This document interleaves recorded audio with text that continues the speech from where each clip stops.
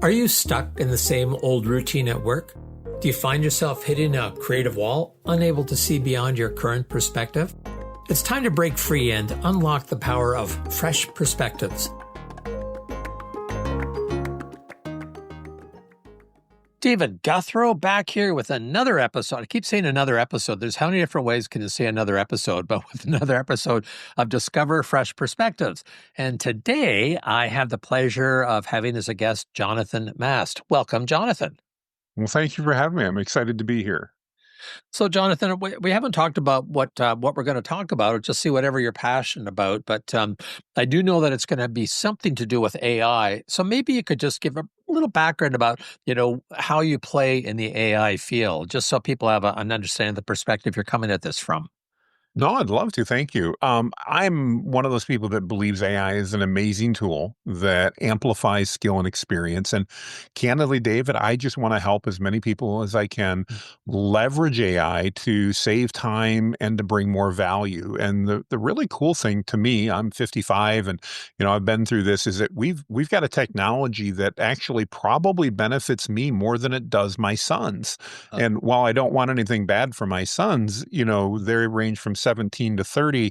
And typically when technology comes out, it's for the younger generation, that newest generation that's at work, and they're taking advantage of it. Well, AI, because it amplifies skill and experience, guys like you and I that have a little white hair on our face, we actually, in my mind, get the most benefit out of it because we have that skill and experience to amplify. And so my goal really simply, I'm an AI coach. I coach people on how to use it. That's what I do. And I want to do that in a manner of how can we leverage AI, because some people are afraid of it. Some people are not so sure about it. Some people are making up stuff about it. At the end of the day, it's a tool that I believe we can use to bring more value to our lives and to the value of the lives of people around us. Well, we share that. We share that interest for sure.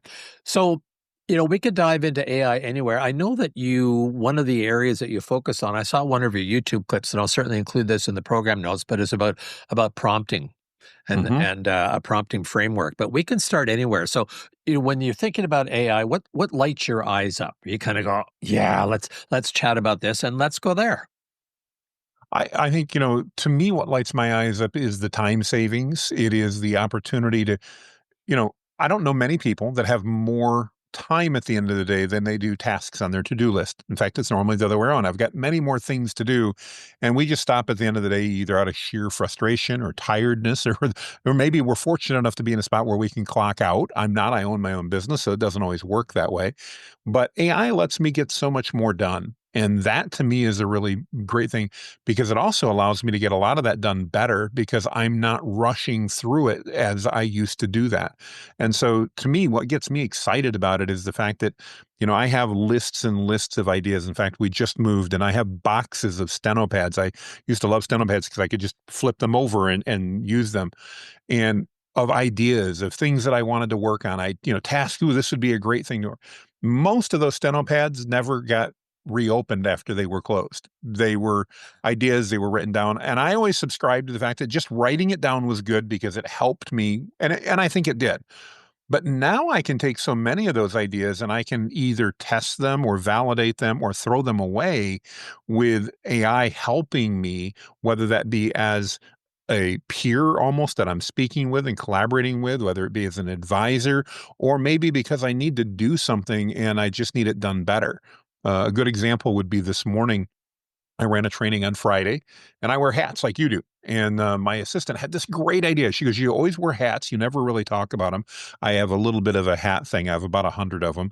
And she goes, you should really ask people what it is that's on your hat and maybe give away free training or something like that. And I'm like, oh, I love that idea. So this was a 2-hour training, and I said, I'm going to let you know, and it just happened, and I popped it up, and I said, 13th person to tell me what's on my hat, it happened to be Fred Flintstone on Friday, you get a free class. By the time I remembered this morning that, I promised that we need to do something with it, I'm like, I don't remember what number I told them, and I don't remember exactly where that was and who it was. I got to go through all the transcripts, and I got to find this now, because we had almost 600 people in the class, so it happened so fast, I couldn't track it in real time. enter AI. I uploaded the transcript and I said, I told everybody on the class that I was going to give away a free one, but I don't remember who. And it came back literally in about 2 seconds and said, this is a 2 hour transcript. In about 2 seconds, it came back and said that was the 13th person. Wow. Great. Based upon here's the chat transcript, who was the 13th person? And it came up and it was Cheryl. I'll leave off for later. So Cheryl was the 13th person. I thought, I better just double check. And I did. They were right. But I did all of that in about 4 minutes, Mhm. which would have normally been a project I handed off to somebody on my team, but it would have taken me 10 minutes to explain what to do. It would have taken them an hour or two to go through and figure all this out and find it in the transcript and then find the person and then write. And so in this case, AI literally saved me and my team between 2 and 3 hours worth of work in that one little thing. So I just want to pull back on the reins just a little bit because there's probably a wide range of understandings from the listeners Oh, in I bet. terms of Sure. what AI is. So maybe you could just describe, like when you say AI, what you mean and what area we're going to be focusing on today. Because I know it's been people misunderstand it, misinterpret it, say things that it's AI when it's not AI, or it's a hugely complex area. So maybe you could just do a brief little. Here's what the range of AI, and this is the kind of that I'm Hmm. talking about that actually saves time. I think, yeah, it's a great place to start, David. The first thing to start is so many people think of AI and they think of the Terminator AI and the Terminator movies when you and I were growing up. And that's not what we have today. I don't think we're probably likely to get there, but it's certainly not where we're at today. We're not even at the Star Trek area of that. It's just that's not what we have when it comes to AI. What we really have is we have some really advanced reasoning, very logical programs that are being followed that interpret zeros and ones or computer code really fast. Like I said, a 2 hour transcript in about 10 seconds. I mean, super fast, but it's not really artificial intelligence. It's really logical and it lets us do some basic things. Now that's changing. And in fact, as we record this a couple months before it's going to go live, there will probably be some things today that have changed by the time this actually airs. And that's just the nature of what's happening with AI today. But first thing I want to encourage people is it's not this super sentient being. In fact, it's not sentient at all, but it is a tool. And there are a lot of different tools that are out there. Most of us have probably heard of ChatGPT, maybe Claude, maybe Gemini, maybe some others. When we're referring to it, any of the models will really do everything we're talking about. And I just want to encourage people that don't try to chase the latest bright, shiny object because there will always be a new one. And the chances are that what you have today will work perfectly fine for whatever you need, likely for months, if not years to come. And the key is how can we make 1% improvements? At least the key to me, how can we do 1% improvements a day? In other words, if I haven't used ChatGPT or AI, how do I start today? And if I have been using it, how do I do something new with it today that I didn't do yesterday? Maybe it's helping me write an email. Maybe it's telling a story.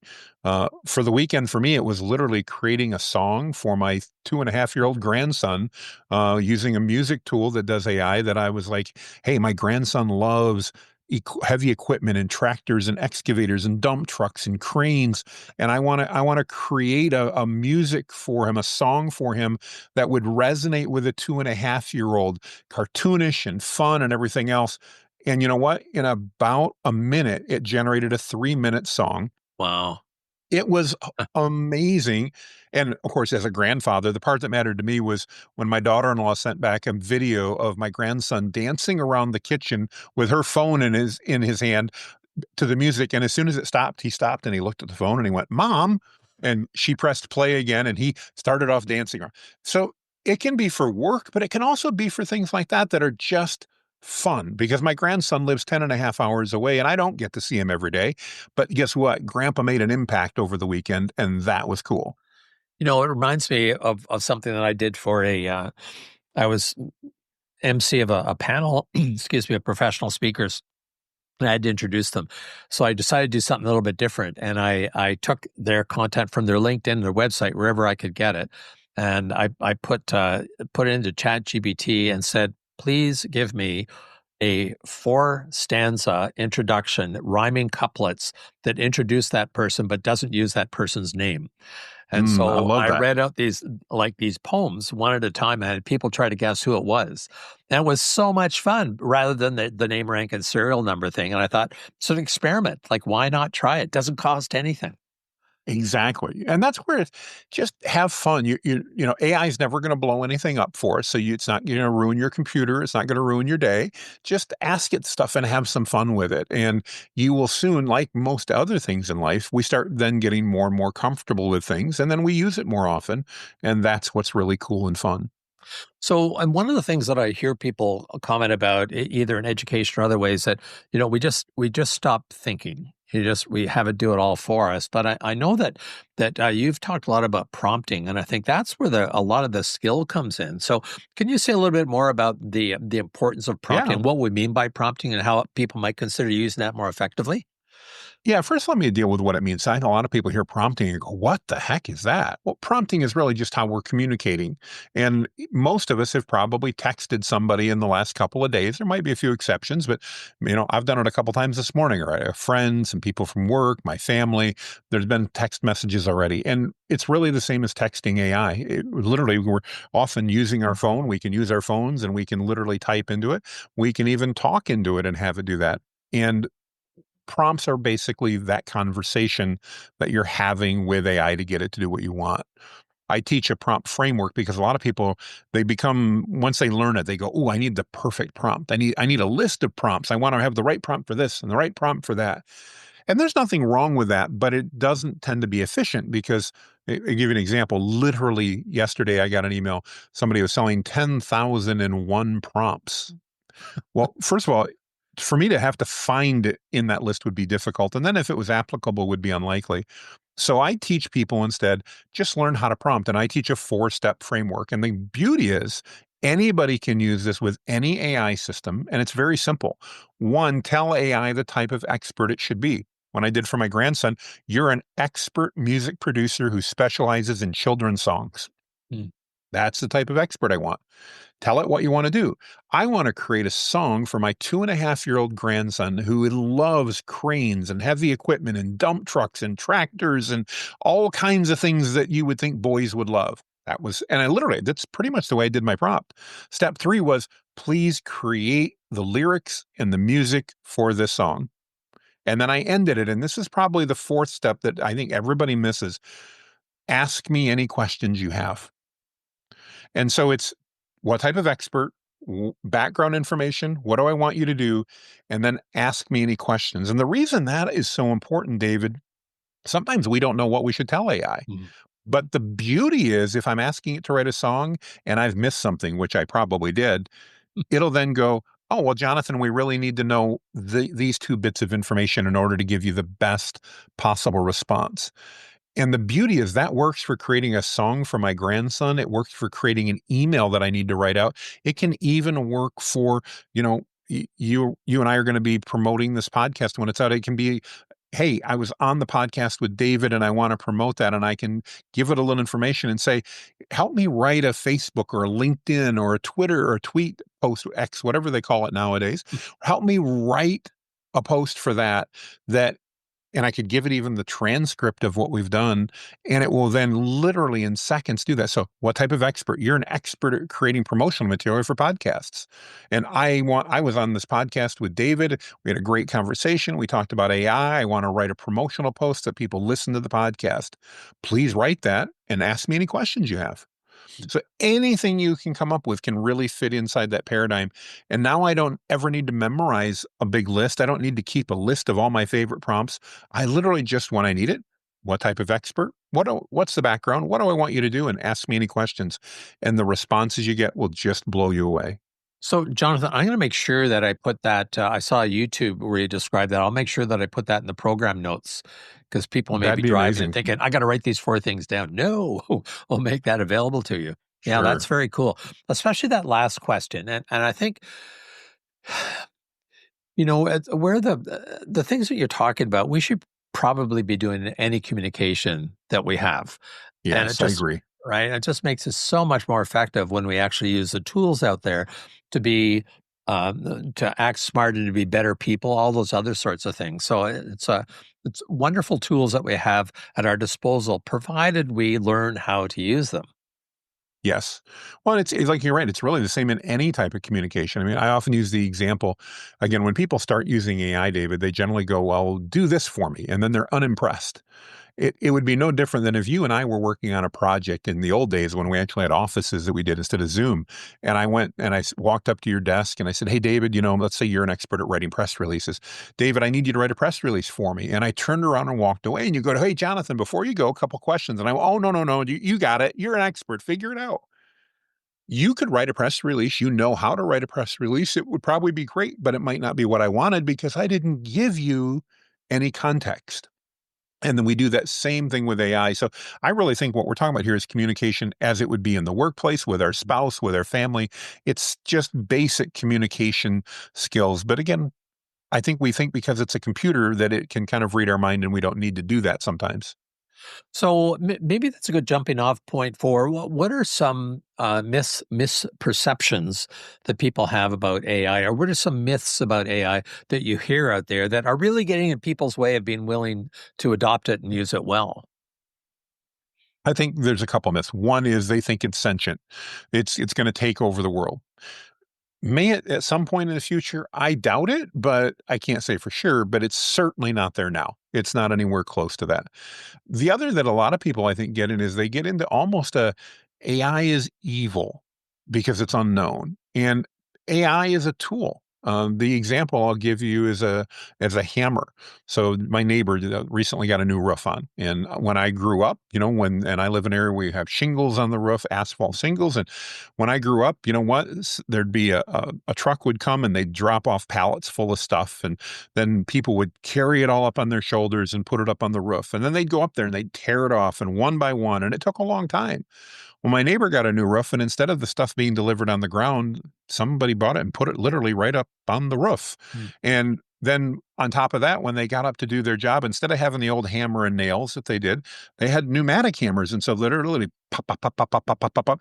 And I tell you, they did the entire roof, a big roof, in just a few hours. Wow.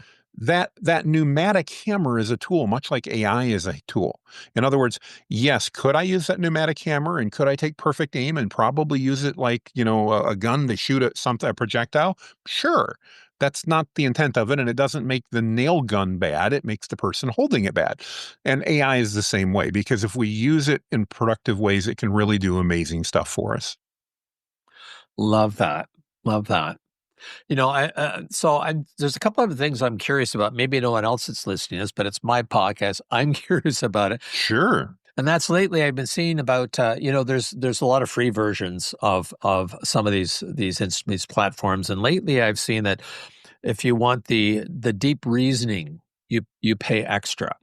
So, when you're talking about an AI tool that does deep reasoning, can you say a little bit about what that actually means and why I might want to pay extra for something like that? Yeah, it's a good question. So deep reasoning is one of the latest advances as we're recording this. Again, by the time it goes live, there'll probably be a few more, but it's one of the latest advances. And what the difference is, instead of just going and doing like a Google search and giving you that information from that Google search, it's like hiring an assistant that's going to go and now read every article, and then it's going to read that article in the context of what type of research and what our premise is that we're trying to prove. It reminds me candidly a lot of, we've talked to a long time. Anytime you read a research study, you always find out who paid for it because that's probably going to determine what the outcome is. And deep research works kind of the same way. I can say, do deep research to prove this theory, and it'll go out with that goal of proving that theory and finding research. The difference is it's not like a Google search that takes seconds. This often takes minutes and sometimes many minutes in order to do. But the results that come back again would be equivalent to like a research paper that a college student might write. So instead of having a paragraph describing it, it might give me 8 pages, 10 pages, 20 pages with 30 to 60 different source citations that it's actually analyzed all that data in the context of my question and then written me responses based upon that data. So a new tool that just literally came out in the last probably 45 days and is just now something that people are starting to get to. And you're right, the AI models like ChatGPT are using it as they are other things to get people to go to the paid plan. They might let you do one free search. Actually, in deep research, they don't. You have to pay for it as we record this, but they're using it to try to get people to pay their subscription fees and or to pay the higher subscription fees because you want more use of different things. So, and again, I'm just thinking about things that I've heard in the media that people may be curious about. And of course, one of the latest is DeepSeek, out of Hmm. China, and Yep. concern about, well, about privacy for one thing, but also how quickly and how relatively inexpensively they were able to develop that. It's shaking up the whole development world. What any comments on that? I'm curious. I haven't read enough about it, but I know a lot of people are curious. And where's the data stored? I know Perplexity now uses They've done a DeepSeek, local version of it. Yep. yeah, with servers staying not in China. So, if we can just set aside for a moment the fact that it's in China and whether we should be scared or not, because that's really a personal decision, Yep. and I'm not here to make that for anybody. Is it fair to assume that any AI model we're using is collecting our data? Yes, in fact, it should be assumed. Is it reasonable to assume that that information is going to be made available to the company? Yes, you should assume that. Is that information likely to be made available to other users on the platform? In almost all cases, I'm going to say no, that's not likely. It's not, if you decided to upload some specific information, David, I couldn't go, well, so tell me what David said. It's not going to give me that back per se. Because it's in China, there's a lot of people worried about it because it's the Chinese government has more control over its businesses, and I get that. Um, I think the really interesting about DeepSeek is the fact that supposedly, and we haven't been able to validate this, but they basically recreated and created what they did at about 1/10 the cost that they estimate other companies have done so. And is that likely or not? I think it's likely, whether it's 1/10 or 1/4, I don't think matters. Mm. But I definitely think they will. And I think we're going to see a lot more of that happening because of the power of AI to do more and more things. I'm not a programmer by any stretch of the imagination. My background's in sales and marketing, Hmm. but I can literally go out and use ChatGPT or Claude or tools like that and create Chrome browser extensions that do things for me that I have no idea how to program because I can literally describe the functionality and have the code written by AI tools. So Wow. if I actually knew what I was doing, now imagine what could I actually get done. And so I do think we're going to continue to see that advancement. In fact, kind of in that vein, David, one of the things I think we're going to see, and I'm borrowing this from Sam Altman, the CEO of OpenAI, we're within a couple years of probably seeing the first billion-dollar company that's run by one person because AI leveraged properly is likely going to be able to deliver the things that happen. And people go, "What do you mean? How could that work?" I'll just give a simple example. So literally while we're on this call, my assistant just messaged me and said, "Hey, I got this email," and she's new to her role, that somebody just bought one of our course replays. Do I need to send this to them? And I'm like, no, it's all taken care of. We've got automations in place and everything else. So people can literally buy that, pay for it, and get it emailed to them. And literally no one on my team needs to raise a finger. Now we had to put it in place to set it up. But once it's set up, it's designed to run repeatedly. And AI is even expanding on that because now we can customize email. So if you're buying it from me in Vancouver, I can go, "Oh, look, David just bought this in Vancouver." So I can, when I respond, even say something about Vancouver that lets David know we paid attention. But I don't have to do it. AI could do that for me if I wanted to. So we're seeing lots of advances there. Long answer to your very good question. Yes, I absolutely believe we're going to see the pace of advancement continuing to pick up, and the cost of doing that in many cases is going to drop and continue to drop quite precipitously because it's machines can do things faster. I just ended a call before we got on this with my email consultant that manages our email list for us and helps us. And they said, "Hey, here's this new service we can do. Every time you add a new person on, it costs you about 1/2 of a penny to do this, we're adding about 1,500 people a week to our list. So, Jonathan, is that going to be a problem?" And I'm like, "Well, right now what we're doing takes many, many, many hours to go through. So now I'm able to basically have this done automatically for half of a penny per person as opposed to paying somebody." And that's where I think the big difference is the labor that I would pay to have that done in the past costs more than the automation. So the automation is a better way to do it, and it's probably more accurate because it doesn't get tired, it doesn't get a headache, it doesn't get hungry, it doesn't take a day off. So it can just automatically process these largely administrative tasks, but it can do that more effectively. And now my team can focus on things that leverage their skill and experience to bring more value to our customers. And since time is money, that becomes very, very critical. Like that's a huge advantage, right?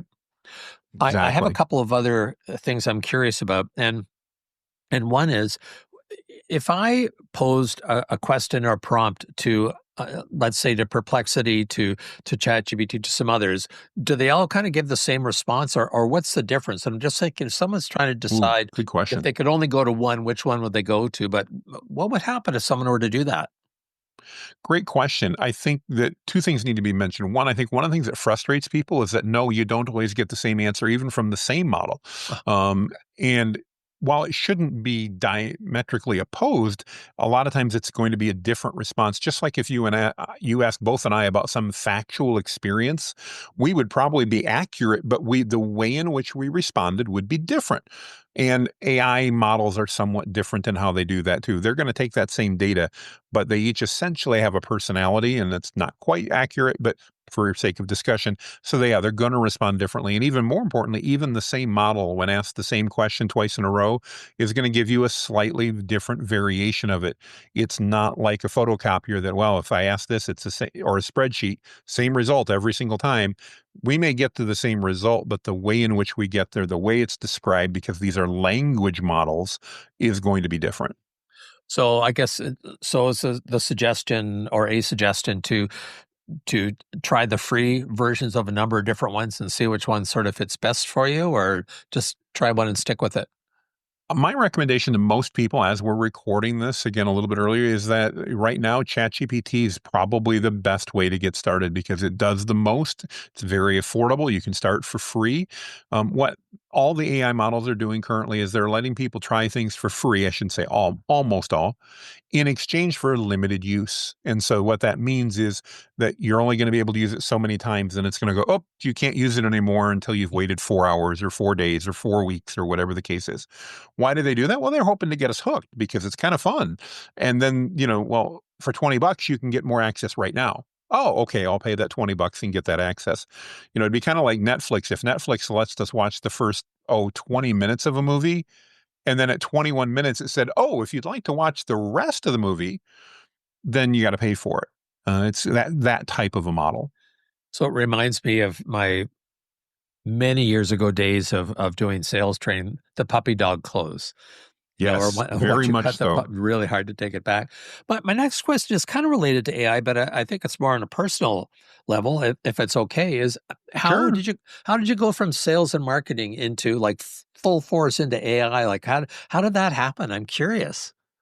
So, my background is in sales and marketing. I used to be in IT, then I got into digital marketing and spent about 15 plus years in digital marketing. Was really blessed. We had a great business, we grew it. And then as that business grew, my entrepreneurial instinct started kicking back in. And while it was great, it was less fun than it had been when I'm kind of a startup guy. So I like that nimbleness. And I went to my leadership team and I said, guys, I think it's time I step away. And in a very nice way, they agreed that it was probably time that I step away. And they had it, and they did. They took care of it. So I really just embraced AI because of the time savings that I saw it brought in, and the opportunities that I saw. I'm a very values based person. And I love to bring value to my community and those around me. You and I talked a little bit about that pre-call, and as such, AI lets me do that better. I mean, when in my community, like I mentioned, we've got about a 500,000 people in our community. AI now allows me to give them more stuff, more knowledge, more value, more things because I can do so much faster and oftentimes even do so better than what I could without it. And that also carries over into my clients. When we have client relationships, we can deliver much more value to the client, which means that they're more likely to keep working with us because, wow, we can't believe we got all this value. And that to me is what gets so exciting. And that's kind of how I transitioned into it, is just that desire to do something I wanted to do, really embrace. I love this. And to again, help people embrace that AI is something that lets us all serve each other and provide more value. That's very cool. I'm always interested in the paths that people come to these things. Like, didn't have a university degree in AI? Well, because there weren't any, and just kind of Yeah, was. exactly. Yeah, very cool. Yeah. Well, so one last question, if I could, Jonathan, and that's Sure. as a result of listening to this podcast, some people are thinking, you know what, I think it's time for me to at least attempt it. If you were to give two or three suggestions to someone that's about to enter the world of AI, as we've been discussing, what might those two or three suggestions be to increase the likelihood that they'll love it and carry on with it?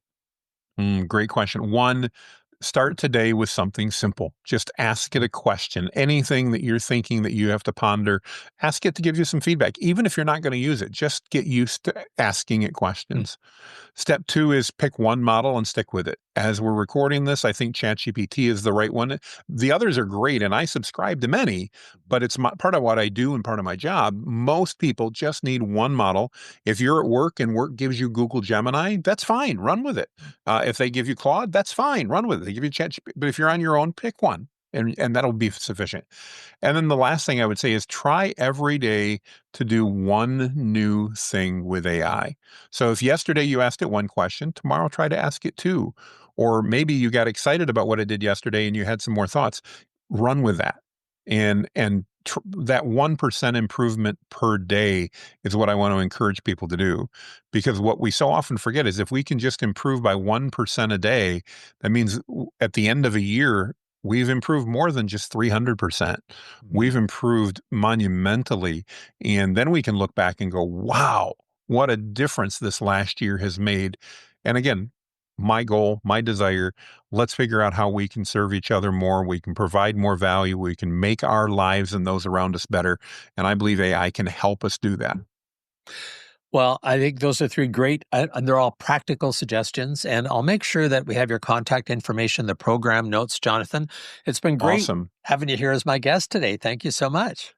Thank you for having me. It's been a pleasure. So, this is David Gouthro. Discover fresh perspectives. We had some from Jonathan today, and we'll have some more next week. Come on back and have another listen. Thank you so much. Subscribe now because on Fresh Perspectives, every episode is an opportunity to explore new horizons and redefine what's achievable.